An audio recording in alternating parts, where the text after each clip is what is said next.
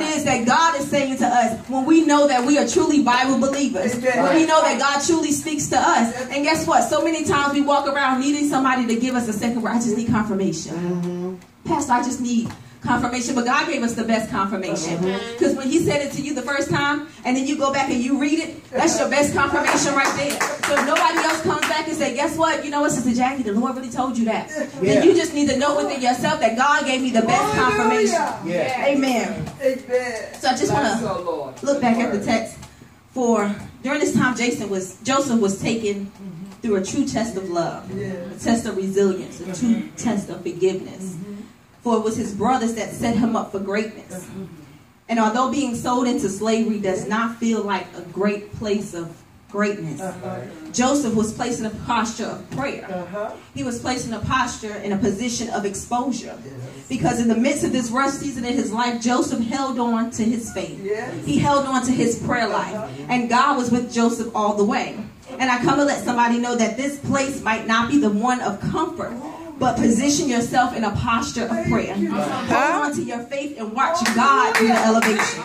Watch God change your family. Watch God heal your body. Watch God touch your finances. Because it is only Him that can do it. But we can't come and start being stuck on what we're supposed to do. We need to keep ourselves in that posture of prayer.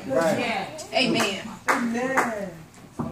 And as we go back to the text, he just for you. That when he opens this door for your family, that they will also be blessed. Understand that when you sign that contract, you will be able to employ some other people. Understand that when you open up that salon, you will be able to touch some other lives. I believe that Joseph in that moment recognized that this thing was bigger than him. That yes, he was given the power, but God gets all the glory. I believe that in that moment he understood that his relationship with God was not in vain. That he stayed faithful and it paid off. So much so that not only did God bless him, but he blessed his children and his children's children. I believe that in that moment he realized that not only did God elevate him, but he brought his family through as well.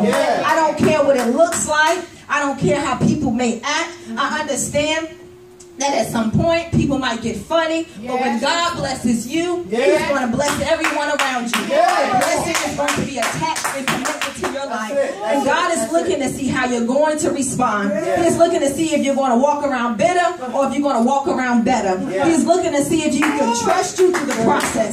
I came on assignment to tell someone to stop worrying about what it looks like. Stop worrying about what it seems like. Stop worrying about what the naysayers like to say. Don't worry about what they have going on and talking. Stop worrying about what your haters say, and don't focus on what they are thinking and what they're talking. But I just want you to understand that he that have begun a good work in you shall perform it until the day of Jesus Christ. Don't spend any more time crying about it, but spend more time in prayer. Don't spend any more time complaining about it, but spend more time working the work. Don't spend any more time talking about it, but spend more time giving, and watch God do exceedingly, abundantly, above all you could ever ask or think, according to the power that works on the inside of you. I'm telling you, this time when God does it, it will be that only God gets the glory. So don't focus on the detours. Don't focus on the delays, because this time when God does it, it's going to be well worth the wait. I promise every financial burden, every issue, every health issue, it is not something that God may have done, but yet He has allowed. But as long as you stay faithful and you stay in a posture of prayer, as long as you keep your faith, as long as you keep your eye focused on what it is that He is saying, on what it is that He is doing, keep working in ministry,